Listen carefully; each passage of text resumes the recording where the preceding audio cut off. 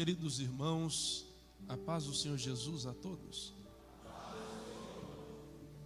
Abra por favor a sua Bíblia comigo no livro do profeta Daniel, capítulo de número 3, para lermos uma porção do texto bíblico a partir do versículo de número 13. Enquanto o irmão encontra o texto bíblico, quero externar em Deus a minha gratidão por estar com os irmãos esta noite, conhecendo esta linda igreja, parabenizar os varões por este lindo trabalho e, ô igreja, para ter homem que canta bem, que Deus em Cristo abençoe os irmãos e os conserve. Quero agradecer ao pastor presidente dessa linda igreja, o pastor Ricardo Carvalho, por nos franquear a oportunidade de falar à igreja que está sob os seus cuidados. Agradecer também ao líder geral desse grupo de varões, pastor Samuel, e também registrar um agradecimento especial ao pastor Lucas Torralbo, que nos fez este honroso convite de estar com os irmãos esta noite. Eu trago um abraço do meu pastor Elias Torralbo, que nos autorizou. Deixamos os trabalhos da congregação onde nós representamos o pastor Elias, ali em Mogi das Cruzes, num bairro chamado Vila Brasileira. E eu trago tanto um abraço da congregação que nós representamos o pastor, como também do nosso pastor, que nos autorizou e enviar um abraço ao senhor e a toda a igreja aqui. Que Deus possa abençoar a todos.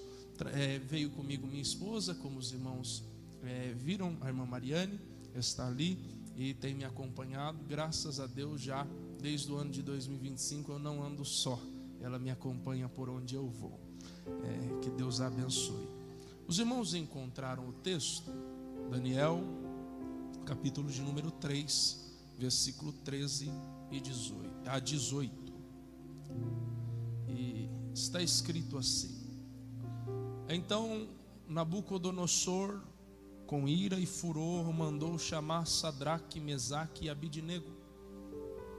E trouxeram a estes homens perante o rei. E falou Nabucodonosor e lhe disse: É de propósito, ó Sadraque, Mesaque e Abidnego, que vós não servis aos meus deuses, nem adorais a estátua de ouro que levantei?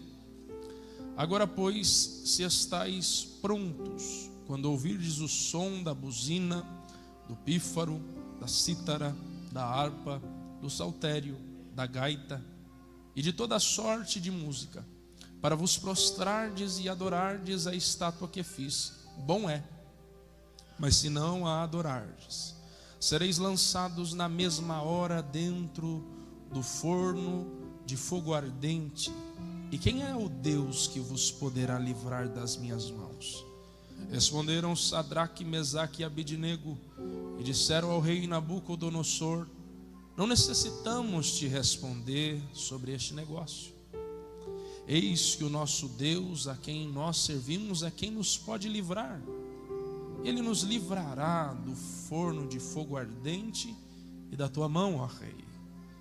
E se não, fica sabendo, ó rei, que não serviremos a teus deuses, nem adoraremos a estátua de ouro que levantaste. Então Nabucodonosor encheu-se de furor e se mudou o aspecto do seu semblante contra Sadraque, Mesaque e Abednego. E você pode dizer amém? Se você pode, dar uma provocadela de leve no seu vizinho, diga para ele assim: dar glória a Deus aqui é de graça. Alguém já entendeu aí? Daniel é tanto o personagem principal do livro quanto também o autor deste texto que leva o seu nome. Ele é contemporâneo dos profetas Jeremias e Ezequiel. E ele não foi o profeta típico veterotestamentário, porque diferente dos demais, Daniel não foi chamado para admoestar o povo, mas ele era um funcionário público que serviu a Deus em um ambiente hostil, que era a Babilônia. Daniel foi levado cativo, ainda jovem, na primeira leva dos que foram levados por Nabucodonosor, 8 anos no mínimo antes do profeta Ezequiel. O livro do profeta Daniel é um dos livros mais organizados, livro profético mais bem organizado. É um dos, se não o. E ele pode ser dividido simplesmente em 2 sessões. Dos capítulos 1 ao 6, histórias. Dos capítulos 7 a 12, profecias escatológicas. Porém, ele pode ser dividido de uma maneira mais minuciosa em 3 sessões: contexto histórico do livro, capítulo 1, a soberania de Deus sobre assuntos humanos, capítulos 2 a 7, e revelações escatológicas dos capítulos 8 a 12. Entre elas nós temos a revelação das 70 semanas. Eles provavelmente, Daniel, Ananias, Misael e Azarias, tinham algo em torno de 14 a 18 anos quando chegaram em Babilônia. Mas apesar de serem adolescentes, eles tinham uma postura e caráter íntegros diante de Deus. E apesar de todo o cenário contribuir para que eles fossem infiéis a Deus, porque eles estavam longe da sua casa, longe dos seus pais, do seu templo, dos seus costumes, eles não se agarraram à falsa sensação de liberdade proporcionada pelo pecado, e pelo contrário, eles permaneceram fiéis a Deus, que os honrou sobremaneira, não apenas no capítulo 1, versículos 19 a 20, quando Deus os capacita com sabedoria mais elevada do que os seus demais companheiros que estavam no curso intensivo do palácio de Nabucodonosor, como também no capítulo 2, versículos 48 e 49, quando após revelar e interpretar o sonho do rei, Daniel é colocado como governador na província da Babilônia, e ao ser colocado em posição de destaque, ele arrasta consigo seus 3 amigos também para trabalhar em posição de administração desta província. E o texto que nós lemos encontra-se nessa segunda sessão, entre os acontecimentos do capítulo 2 e esse relato da fornalha. Não se sabe dizer quanto tempo se passou entre o momento em que eles foram honrados e no momento em que Nabucodonosor tem um delírio de grandeza e quer ser adorado como Deus. Alguns estudiosos acreditam que se passaram algo entre 20 anos aproximadamente, e eles teriam algo entre 25 a 35 anos. Logicamente que nós não podemos afirmar com total certeza a idade deles, mas por essas estimativas dá para entender que de adolescentes, eles já são homens formados. E o capítulo 3, o cenário está bem desenhado.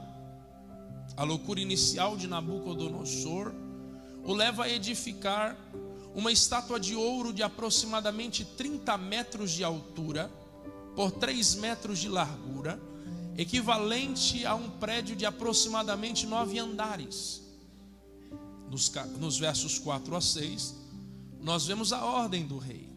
É uma ordem simples. Ao tocar dos instrumentos, todos devem prostrar-se diante da imagem. A palavra prostrar-se aqui vem do aramaico e significa mais do que curvar-se. A ideia é cair com o rosto em terra.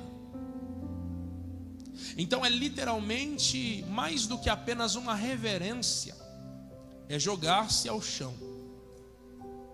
E é preciso atenção, porque não há proposta que venha do adversário das nossas almas, por mais elegante e apresentável que pareça aos nossos olhos, que não nos faça cair de cara no chão no final de tudo. E ainda havia uma condição para aqueles que não obedecessem. Haveria uma fornalha de fogo ardente, preparada como punição, e isso logicamente acabou por coagir aquela massa a curvar-se diante da imagem, amedrontados, coagidos, acuados. E o versículo de número 7 do capítulo 3 diz que no toque dos instrumentos todos se curvaram. Só que naquele mundaréu de gente, 3 homens tiveram a ousadia de manter-se de pé, mesmo com a própria vida em risco. 3 homens que não se dobraram. E com isso estes homens, Ananias, Misael, Azarias, nos deixam um exemplo profundo de como nós devemos agir. Como devem agir os que desejam ser homens que querem agradar o Senhor. E não só isso, eles deixam registradas algumas marcas que são características de homens que não se dobram, das quais nós podemos tirar profundas lições. Tem alguém comigo? Diga amém. E a primeira marca, e é sobre isso que eu quero falar essa noite, marcas de homens que não se dobram. A primeira marca de um homem que não se dobra é que homens que não se dobram não aguardam as condições favoráveis para cumprir o seu propósito. Eu vou repetir: homens que não se dobram não aguardam condições favoráveis para cumprir o seu propósito. Dos versículos de 8 a 18, a Bíblia nos demonstra essa característica. E a pergunta é: quem eram estes homens quando tudo isso aconteceu? O texto de Daniel demonstra que eles alcançaram posição privilegiada na Babilônia. O capítulo 2, versículos 48 e 49 confirmam isso. E ainda o capítulo 3, versículo de número 12 e 13, nos dá essa ideia confirmada. São homens que foram constituídos sobre os negócios da província da Babilônia. A palavra negócios, que aparece no capítulo 3, versículo 12, é uma palavra que vem do aramaico e significa literalmente administração. Ou seja, eles faziam parte do grupo que administrava a principal província do império da Babilônia. E aos olhos humanos, eles tinham muito a arriscar, se opondo à ordem do rei. Eles tinham muito a perder ao decidir não se curvar diante da estátua, a não atender o mandado do rei Nabucodonosor, ao se oporem às ordens do rei, porque eles tinham status, eles tinham posição, eles tinham dinheiro e talvez algum tipo de fama. Até porque quem os acusou sabia justamente quem eles eram e a posição que eles ocupavam no reino. Mas ao contrário do que muitos fariam, ao contrário do que muitos em nossos dias fariam, eles se posicionaram com coragem, talvez não sem medo, porque medo não é aliás, coragem não é ausência de medo, mas eles preferiram obedecer a Deus do que aos homens. A ordem de Deus é clara.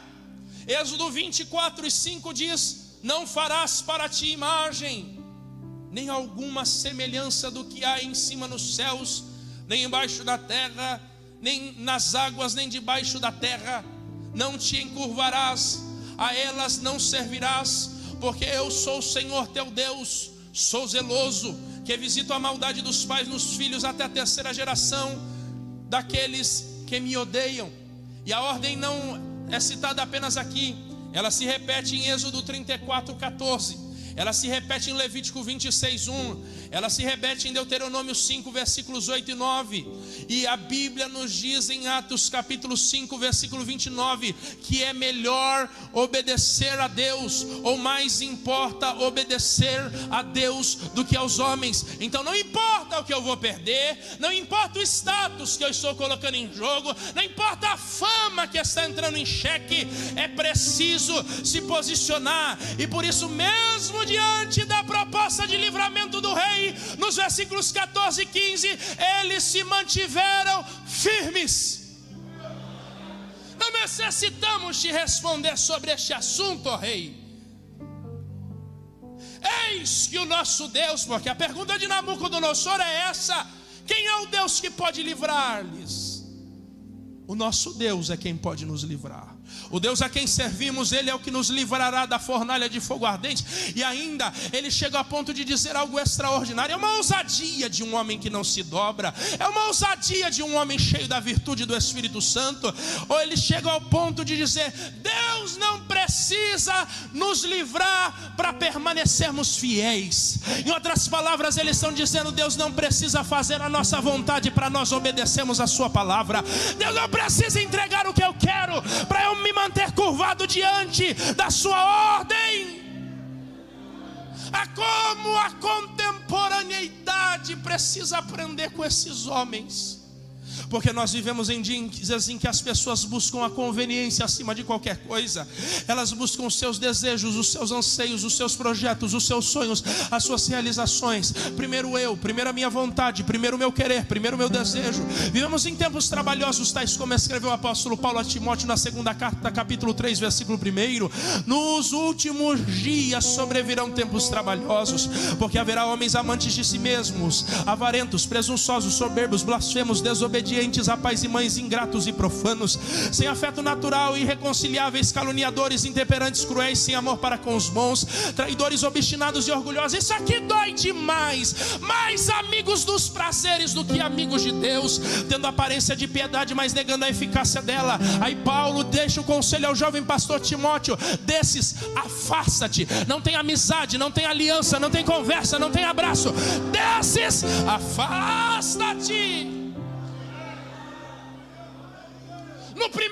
Na primeira oportunidade abandonam o barco, na primeira saída fogem, no primeiro desafio desistem. Não sabem manter o foco em obedecer a Deus mesmo diante de ventos contrários. Só que a vida com Deus não é feita somente de condições favoráveis e ventos oportunos. E as pessoas esperam condições favoráveis para cumprir o seu dever. As pessoas esperam a oportunidade perfeita, e quando encontram desafios, ou Deus não as dá o que elas desejam, elas trocam ministério por projetos pessoais.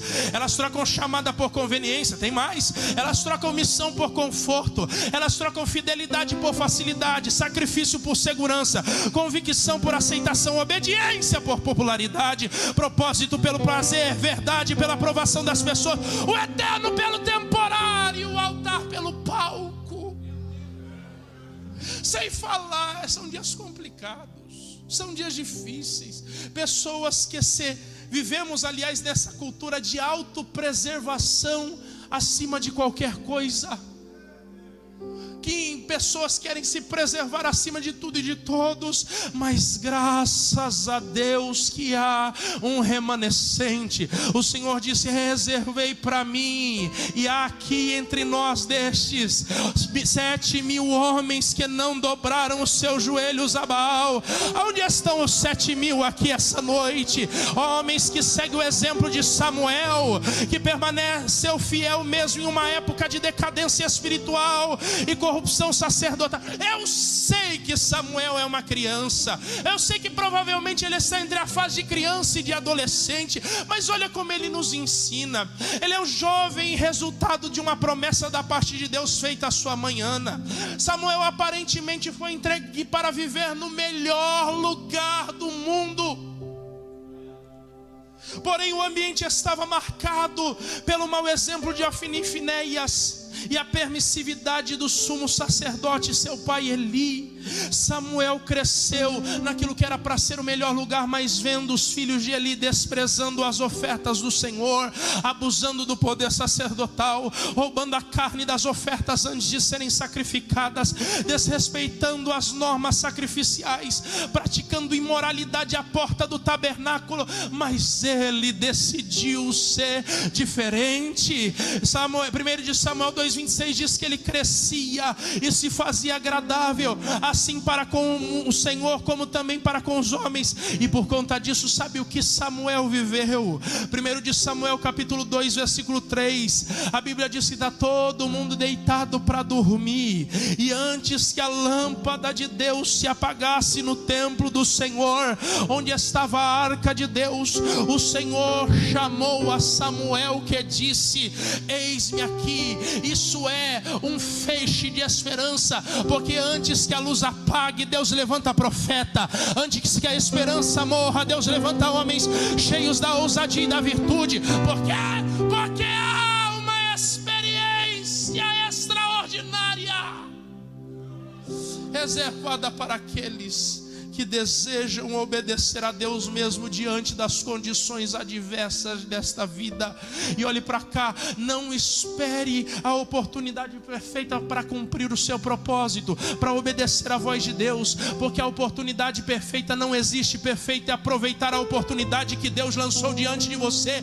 Salomão escreveu em Eclesiastes 11:4: quem observa o vento nunca semeará, e o que olha para as nuvens nunca cegará. Agora é o tempo de fazer alguma coisa. Eu não sei se você pode, mas num ato de comunhão e de unidade, pega na mão do irmão que está do seu lado, aperta a mão dele, aperta a mão dela com força, até ele dar um sinal de que está vivo, e diga para ele assim: agora é o tempo de fazer alguma coisa. Diga para ele: agora é o tempo de atender a chamada de Deus.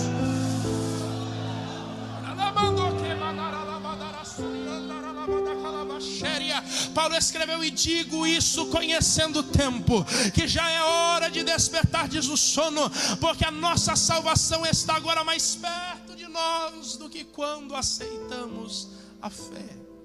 Agora é hora de buscar a Deus. Agora é hora de cumprir o seu propósito. Agora é a hora de atender o chamado. Pode não haver um amanhã, então agora é o tempo de mergulhar em Deus. Agora é o tempo de se derramar na presença do Senhor. A palavra de Deus diz ao nosso coração, isso é profecia, receba quem acredita: chegai-vos, pois, a Deus, e Ele chegará a vós. Cumpra o seu propósito em Deus. Não espere as melhores condições. Se dobre à vontade e ao querer do Senhor. Mas há uma segunda marca de homens que não se dobram.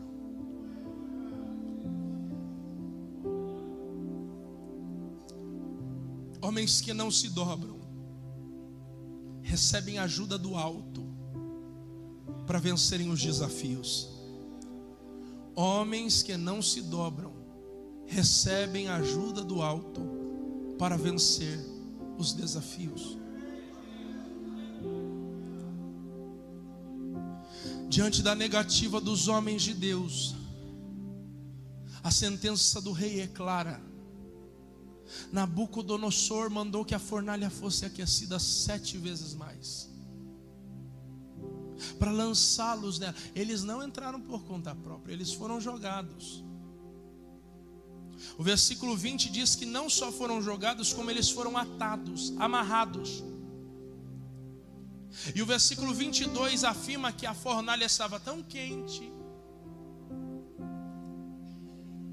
que os homens fortes do rei que lançaram os 3 foram queimados pelo fogo, estando do lado de fora.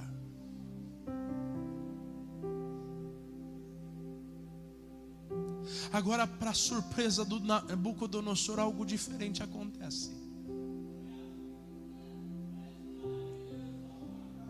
Aleluia.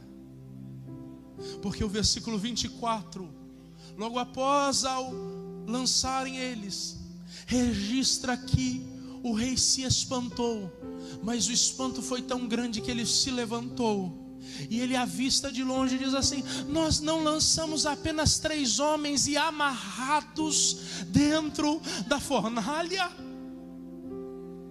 Ele assustado grita: não foi isso que nós fizemos. Não foi apenas 3. Que coisa extraordinária é essa, que eu vejo um quarto e os 4 passeando dentro da fornalha de fogo ardente. Eles foram lançados 3 e amarrados, mas eu vejo 4 e eles estão andando e passeando dentro da fornalha. Eles estão andando e passeando dentro da fornalha. Eles estão andando. O rei se surpreende diante daquilo, pois quando Deus decide agir em favor dos seus servos, os opositores do povo de Deus ficam boquiabertos. Por quê? Porque os olhos do Senhor estão sobre os justos e os seus ouvidos atentos ao seu clamor. Eles saem de lá, o rei chama: venham para cá. Eles entram amarrados, mas saem com as próprias pernas. Do lado de fora tem queimadura no corpo? Não tem não. Queimou o cabelo? Também não. Queimou a roupa? Não, também não. Não queimou. E cheiro de fumaça? Não, cheiro de fumaça tem que ter. O cheiro de fumaça tem que estar apegado ao corpo? Também não tem não. E por que não tem? Não tem porque Deus ajuda os seus servos que estão firmes no propósito divino a vencerem grandes desafios. Nós poderíamos citar inúmeros exemplos aqui de como nosso Deus cuida dos seus em meio à adversidade. Nós temos Abraão, Isaac, Moisés, Davi, Pedro, Paulo e tantos outros. Mas apeguemos-nos ao exemplo de José, que no capítulo 37 recebe um sonho da parte de Deus, recebe uma orientação, um propósito da parte do Senhor. A partir do momento em que ele revela o seu propósito àqueles que estão ao seu redor, ele passa a ser invejado pelos seus irmãos. Invejado pelos seus irmãos, ele é ferido e abandonado numa cisterna. Da cisterna ele é vendido. Da venda ele é levado ao Egito. No Egito ele é revendido a Potifar. Levado a Potifar ele é feito escravo. Escravo ele é feito chefe ou mordomo da casa de Potifar. Na casa de Potifar ele é caluniado. Caluniado ele desce à prisão. E dali em sequência parece que a vida dele só vai declinando em posição, mas não em propósito, pois ele decidiu obedecer e manter-se fiel a Deus.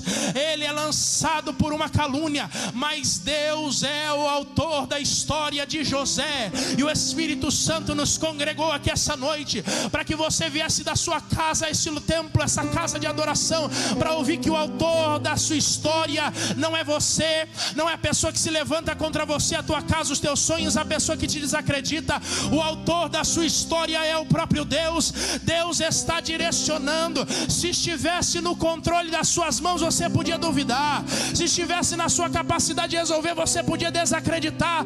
Mas o autor da sua história é Deus.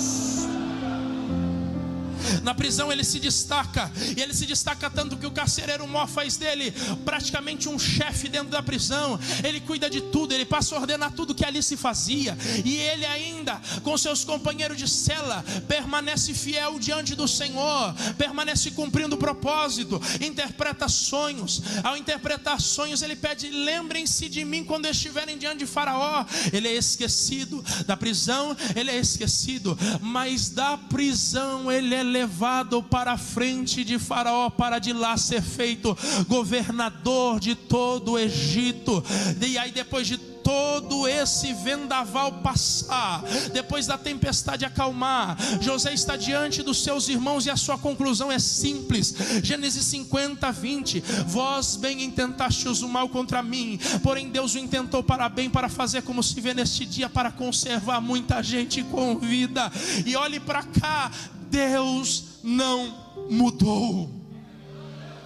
Isaías 64, 4. E aí você vai ouvindo e vai reagindo como você acha que deve reagir, porque desde a antiguidade não se viu, nem com o ouvido se percebeu, nem com o olho se viu um Deus além de ti, que trabalha para aquele que nele espera. Não para por aí. Isaías 43, 2 diz: quando passares pelas águas estarei contigo, quando pelos rios eles não te submergirão, quando passares pelo fogo não te queimarás, nem chama arderá sobre ti. Se Deus está contigo, pode passar pelo que for. Água não afoga, rio não submerge, chama não queima, fogo não arde.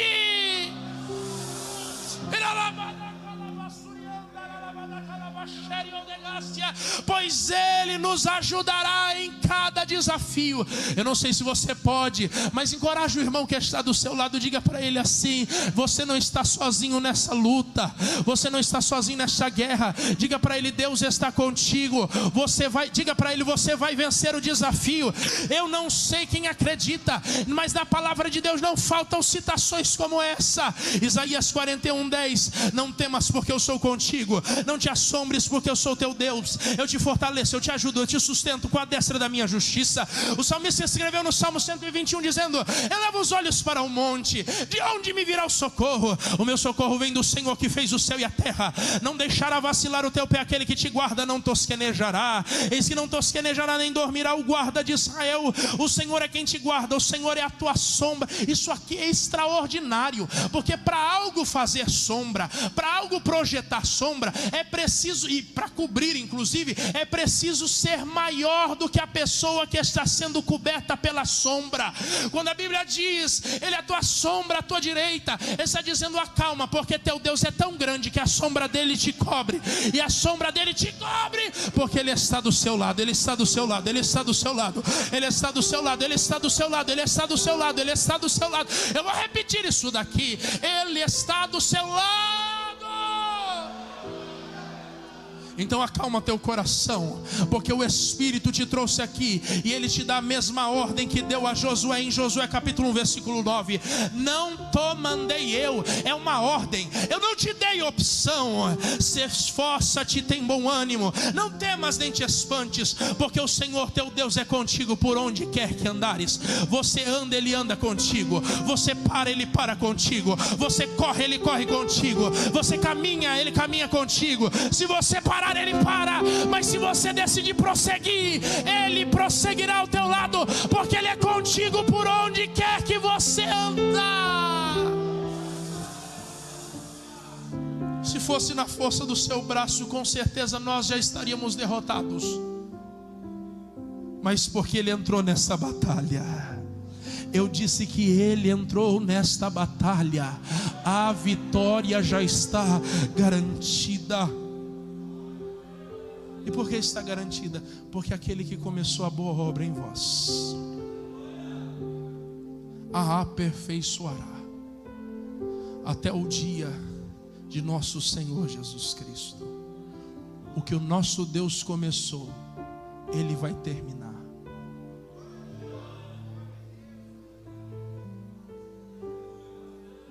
Aleluia.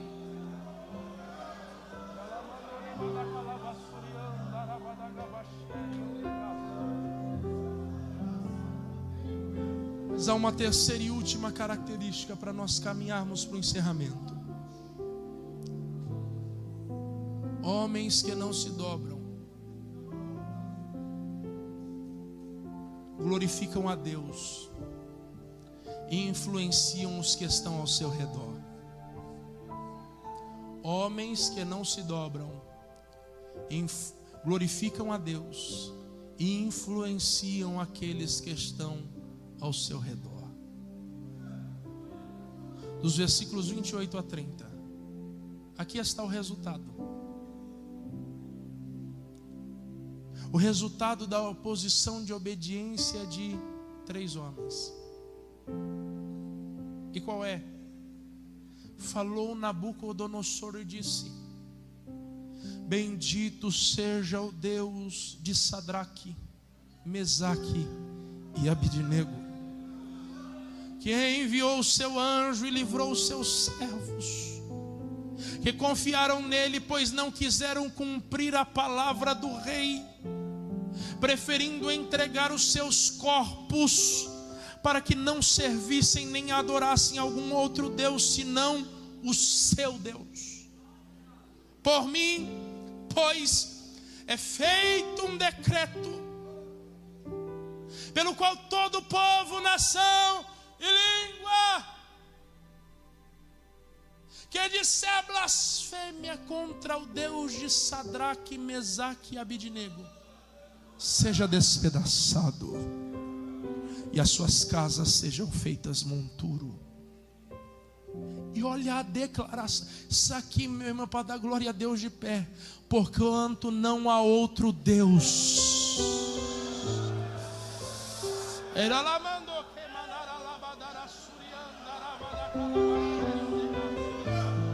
Porquanto não há outro Deus que possa livrar como este.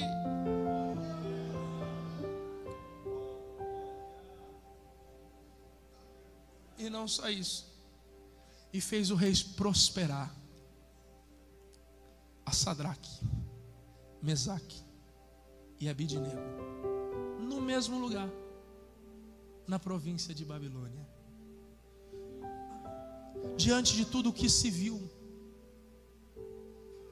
Nabucodonosor teve que reconhecer que não há outro Deus semelhante ao nosso. E isso, essa influência da qual ele recebe, é significativo nos nossos dias.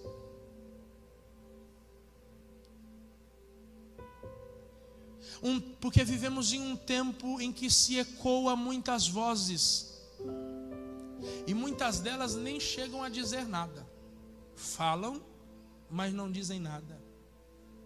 Porque a era dos tais influencers, das redes sociais,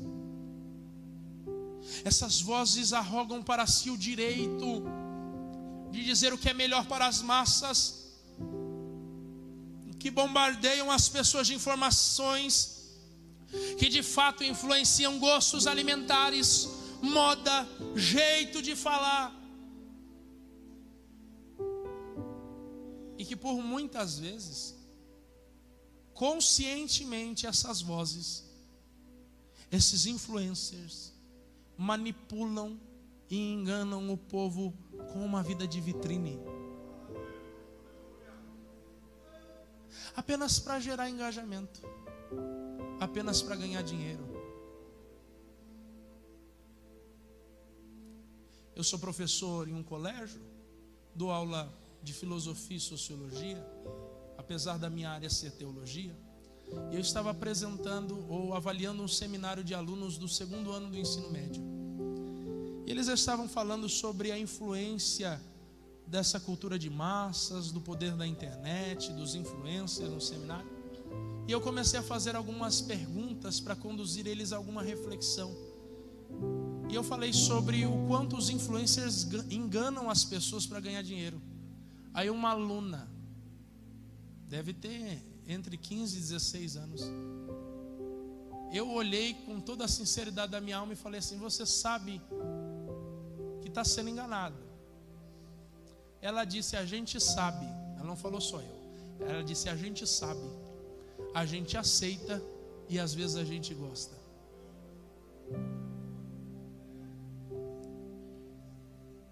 E se nós não tomarmos cuidado, isso é alerta de Deus. Eles querem ditar o que deve ser feito aqui dentro, o que deve ser pregado, o que deve ser cantado, como nós devemos nos portar.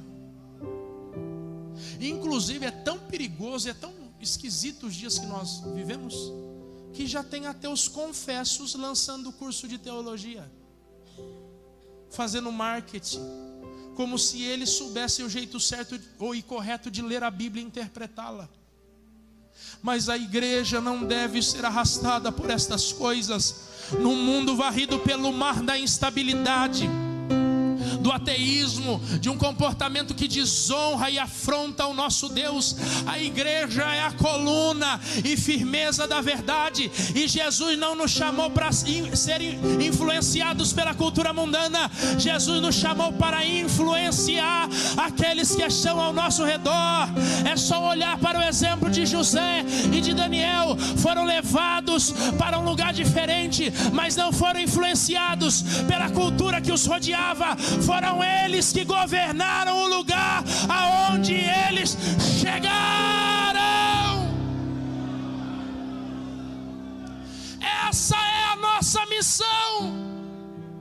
Vós sois o sal da terra. 3. 3 características há no sal nos tempos de Jesus.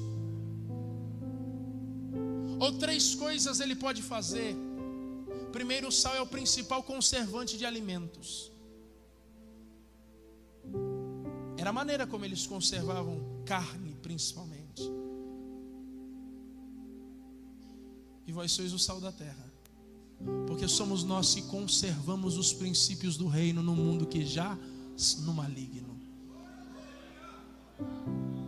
O sal é tempero, mas o sal em excesso, e nós fomos chamados para ser sal, ele gera sede. E a pergunta é: quem é a fonte de água viva? Então, crente que é sal influencia tanto que gera sede de Jesus nas pessoas que estão ao seu redor.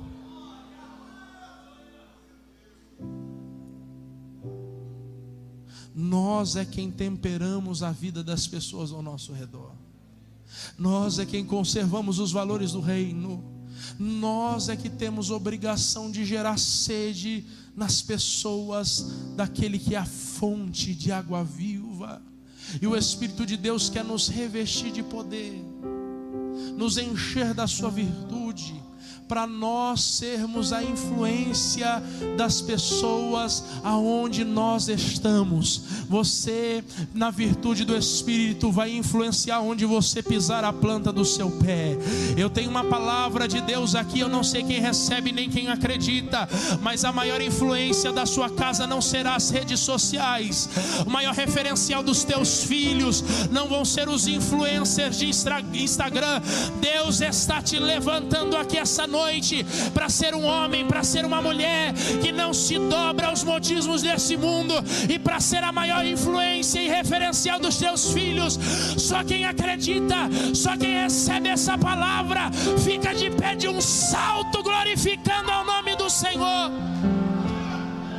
Com autorização do pastor, fique de pé, por gentileza. Fique de pé, por gentileza.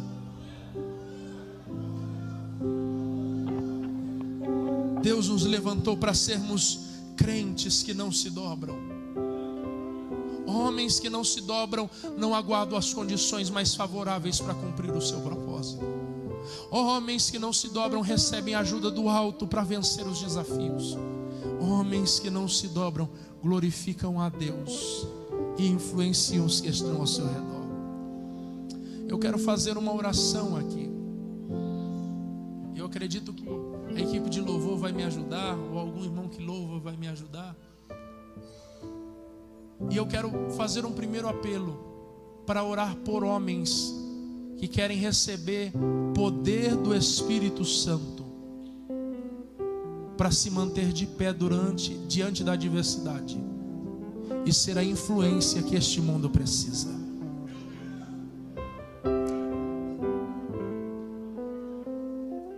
Eu quero orar por estes homens. E eu não sei, esses homens que querem receber esta oração, há um lugar aqui na frente para vocês.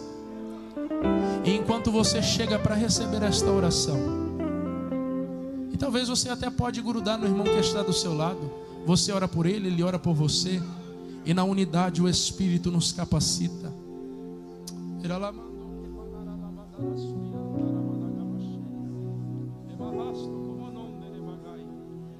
Você que vai chegando aqui, feche os seus olhos e comece a falar com Deus, pedindo a Ele que Ele te encha de virtude e do poder do Espírito. Se você quiser orar pelo irmão que está do seu lado, ele ora por você, você por ele, e uns pelos outros. Nós podemos fazer assim também, em unidade. Era amarrar.